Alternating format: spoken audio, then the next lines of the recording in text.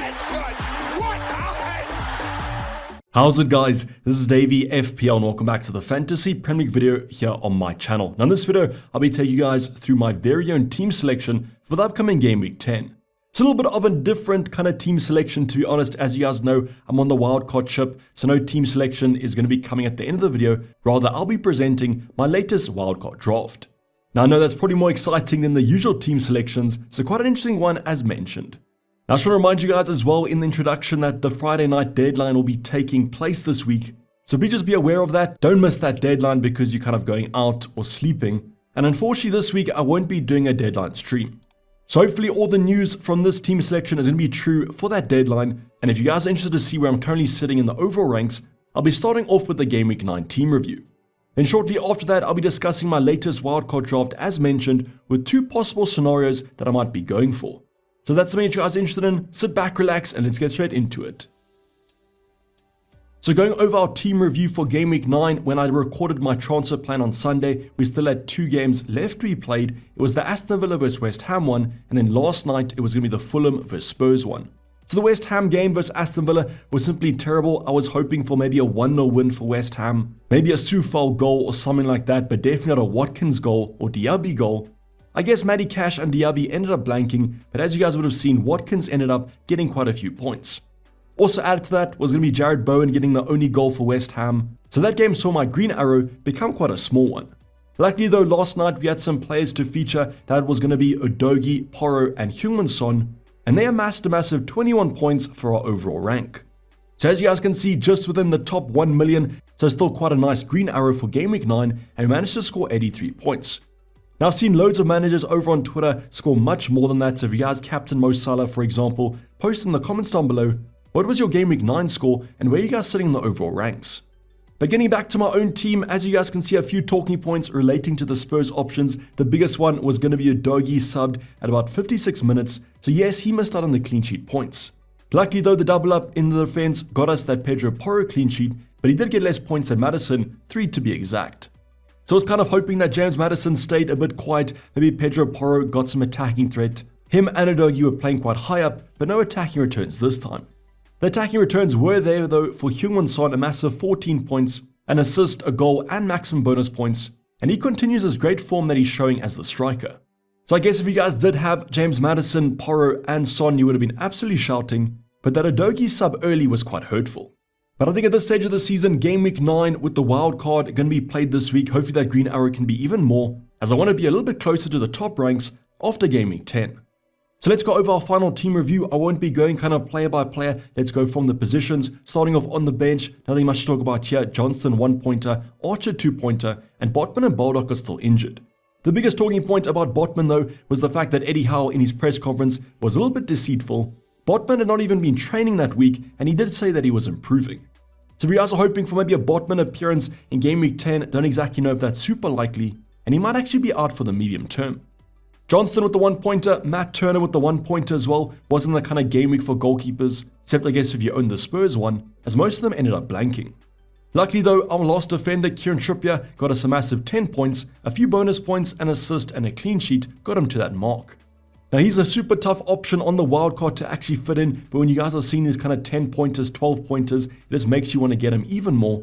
But unfortunately, I don't exactly know if I have the budget. But in the comments down below, let me know, would you guys have Kieran Trippier on a wildcard? Is he almost an essential option in your opinion? I think he's probably the more premium option that I can go without. In our midfield department, we got Heung-min Son matching Mbumo, so yes, both these two options, great assets in Game Week 9, and he definitely was the savior of our game week, the man in the middle. Rashford and Bruno, that game was quite disappointing for me. Sheffield United, the reason I held on to these United assets facing the worst team in the Prem, but Rashford couldn't even score against them. At least with Bruno, he got a few bonus points and an assist, but I was expecting a lot more from this fixture. Then our 1-week punt Diego Jota unfortunately didn't work out this game week, but as mentioned in the transfer plan, I was looking at Phil Foden and Jota got more points than him. Also in terms of the transfer out was Raheem Sterling, he got only 2 points, so that 1 point was actually banked. Then finally our forward department, Erling Haaland didn't score as many goals as I would have liked against Brighton, and all you non-Haaland owners were absolutely laughing. We also owned the other goal in that fixture, Julian Alvarez, so at least both our Man City strikers ended up returning. But 83 points, pretty happy with that, about a 300k green arrow. It was a lot more on Saturday afternoon, but Sundays this FPL season have been super cruel to us. But as mentioned early on, in the comments down below, let me know how your game week went. Was it a good week? Was it a bad week? A green arrow, a red arrow? And where are you guys sitting in the overall ranks currently?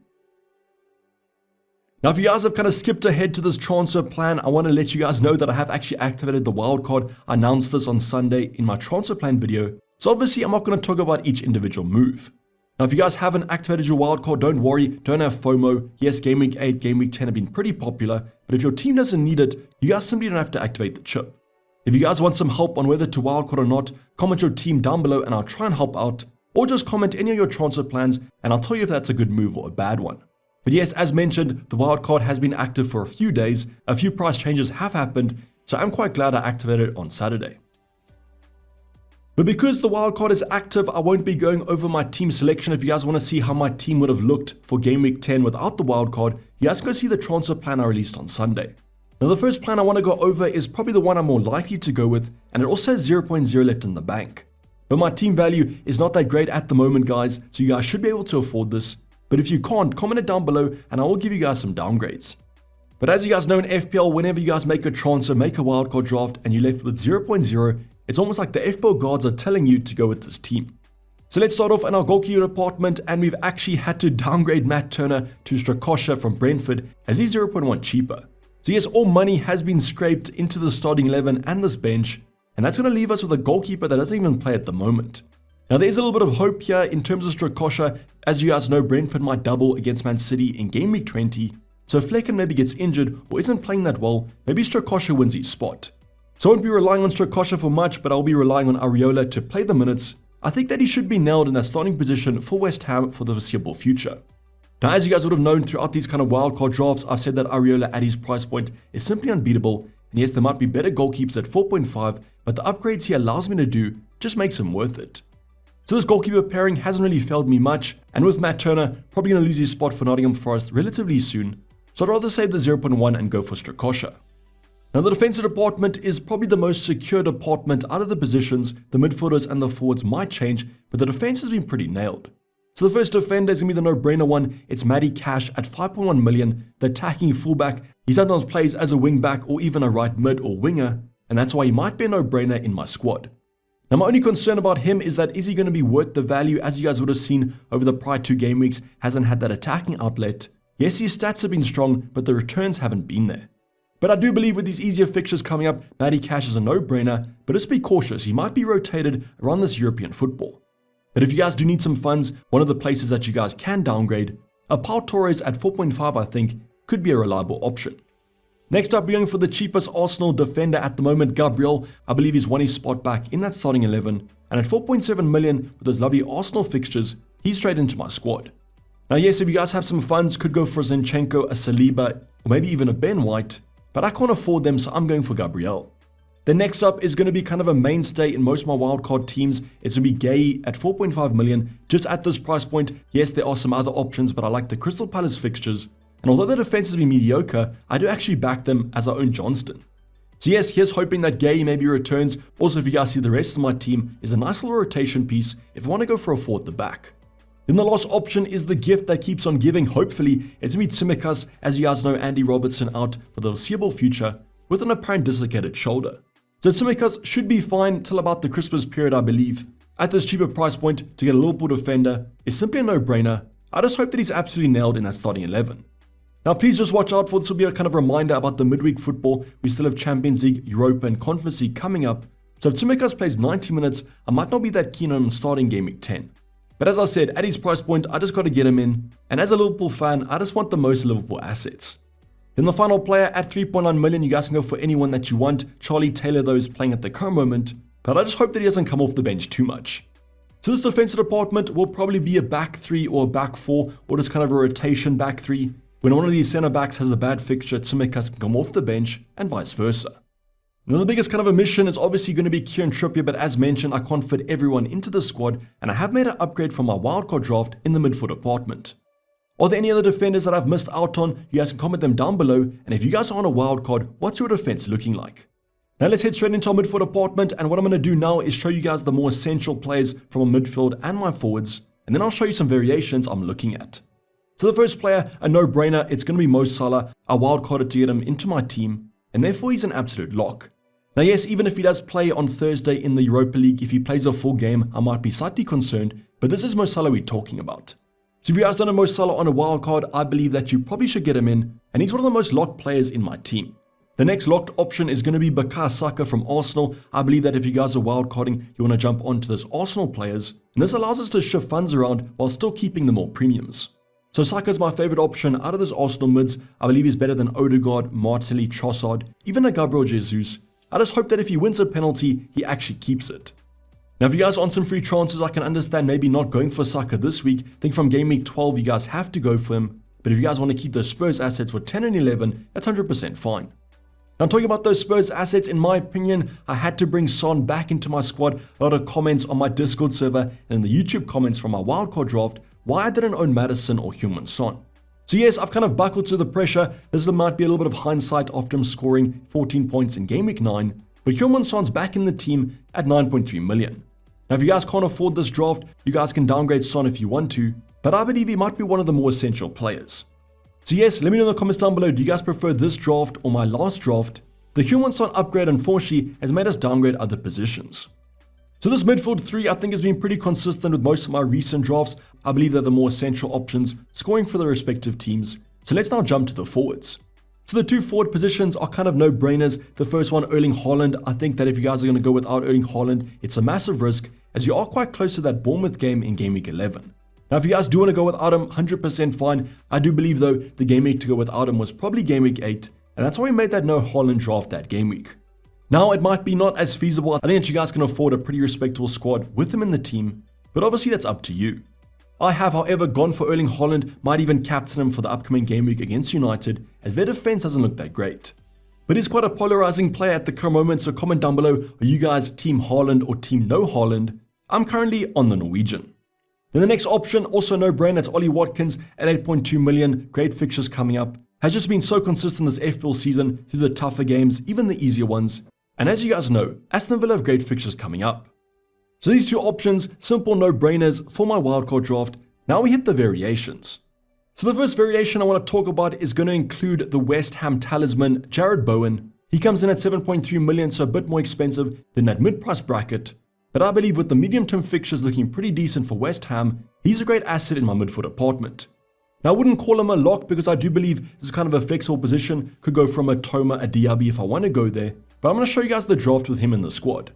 Now if I want to go for Jarrod Bowen, if I do believe he's worth the value, I do have to make some downgrades in terms of my 5th midfielder and my last forward. So let's talk about Palmer from Chelsea. So at 4.9 million, just rose last night to 5.0 million. He looks to be a great asset and a great enabler. Now the one player I want to also talk about is going to be the Brighton option. Adingra comes in at 5.0 million, hopefully I'm pronouncing that right and not butchering that name, but he might be an enticing option for this lovely 4 Brighton fixtures. So at the current moment, it's between Palmer at the slot or Adingra, but at the current moment, I can't afford Adingra, but Trippier might rise in price tonight. So if we do get one more price rise, I can afford the 5.0 Brighton mid, but is he actually a better option than Palmer? I don't exactly know. Now just remember that Brighton have 4 lovely fixtures in the next 4 game weeks, so you'll be a short-term punt, then I can always go for Palmer. Palmer at the current moment, Chelsea have a tough run of fixtures, but I think around game week 16, he looks a lot better. But at his cheap price point, a few price rises might make him unreachable.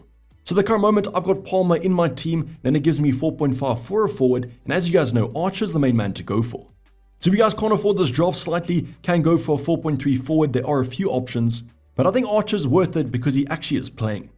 So this draft does leave me with 0.0 in the bank. What do you guys think about this draft? I could always downgrade a Bowen to someone like a Matoma or even a Diaby. If I do go for Matoma, I can upgrade Palmer to Anthony Gordon from Newcastle. The one thing I'm a little bit worried about with Palmer though is his rotation. If you guys saw the lineup this week, don't exactly know who misses out if Jackson comes back into the team, as that's one spot that they have to lose. So if you guys are a Chelsea fan, in the comments down below, let me know, are you guys confident Palmer is nailed for the foreseeable future? Or do you think I should go for an Adingra from Brighton? Otherwise, also let me know your guys' thoughts on this team. So obviously be a 3-5-2 if Palmer's a hard game, Gay rotates quite nicely, and therefore it'll be a 4-4-2. The rest of the team though looks pretty decent. I managed to fit Heung-min Son in this draft. Now let's go over another variation. So if I do want to spice things up a bit and go for 3 forwards, if I do believe that Julian Alvarez is a better option than someone like a Bowen, a Matoma or a Diaby, I could go for him in the forward line. So just to repeat that, do you guys think that Julian Alvarez is a better option over the medium term than Bowen, Matoma, or Diaby? Or do you guys favor one of the midfielders? So if I do choose to go for Julian Alvarez, I can therefore go for a cheaper midfielder. I'd go for 4.4 Nakamba, and that leaves me 0.4 million left in the bank. So what I could also do is upgrade Nakamba to a more kind of reliable option. There's not many at that price point, but I could maybe get someone that's slightly more attacking. I just don't exactly know if I think that Alvarez is a better option over the upcoming games than someone like a Jared Bowen, and this might come down to the deadline to make this decision. Now this formation will be kind of a 3-4-3. I'd also gravitate to the 4-3-3 if Palmer has a bad game, and then just play Gay from Crystal Palace. But out of these two drafts, I do favor the midfield one at the moment. I think that Jared Bowen is slightly better as an option than Alvarez, but you guys can let me know your thoughts in the comments down below. In a perfect world, I would have enough money to maybe upgrade Palmer to someone like a Matoma. I don't though. If you guys were on the GameWeek 8 wildcard, you guys probably can afford that. But without the wildcard, my team value isn't that strong. If you'd also make any changes to these drafts, is there one that you guys slightly prefer? Maybe you guys prefer my first draft, or at least a few days ago. Let me know your thoughts on what team you guys think is best. If you guys are also on the wildcard, drop those drafts in the comments down below. Maybe your draft looks better than mine, or maybe I'm missing one player that you guys have. Otherwise, if you guys aren't on the wildcard and are having a little bit of FOMO, in the comments down below, what's your transfer plan for the upcoming game week? Or you guys can just flex how your no Haaland draft has gotten you so many points. But just a reminder, no deadline stream for this upcoming game week 10. It is a Friday deadline, but don't worry, I'll be releasing a video on my final team, and that should be released around Friday afternoon. Otherwise, you guys can always find me on my Discord server or my Twitter page, where I try to be quite active. But this is basically a wrap for the video, guys. Hope you guys did enjoy it. Please don't forget to like the video and subscribe if you haven't subscribed yet. But for the time being, I'm going to be signing off. It's been Dayvy FPL, and I'm out. Cheers, bye.